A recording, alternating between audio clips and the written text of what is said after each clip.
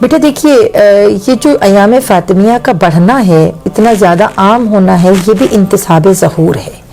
Be be کا ذکر عام ہونا، علماء کہتے کہ جتنا جناب فاطمہ کھلیں گی اتنا ظہور قریب آئے گا۔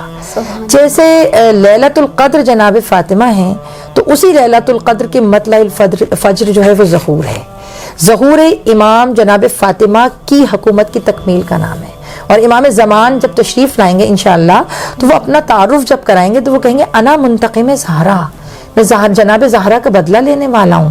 تو جناب زہرا نے جلتے ہوئے دروازے کے پیچھے جب وہ تھیں اور در و دیوار کے درمیان تھی تو انہوں نے آواز دی یا ابا صالح۔ یہ یا ابا صالح ادرکنی کہنا اصل میں ایک اعلان تھا، اصل میں بی بی کی اسٹریٹجی تھی، تاکہ لوگوں کو پتا چل سکے کہ جناب فاطمہ الزہرا کی ابتدا، ولایت کی ابتدا فاطمہ ہیں اور ولایت کے عروج جو ہے وہ امام زمان ہیں۔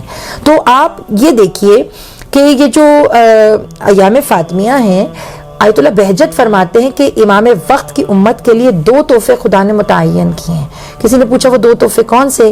تو کہا ایک ایام فاطمیہ اور ایک اربعین حسین، امام حسین علیہ السلام کا، یہ وہ 2 نعمتیں ہیں جو ہم سے پہلے امت کو نہیں ملی ہیں۔ تو یہ دونوں چیزیں ظہور امام سے متصل ہیں، جتنا یہ چیزیں بڑھیں گی اتنا ظہور قریب ہوتا چلا جائے گا۔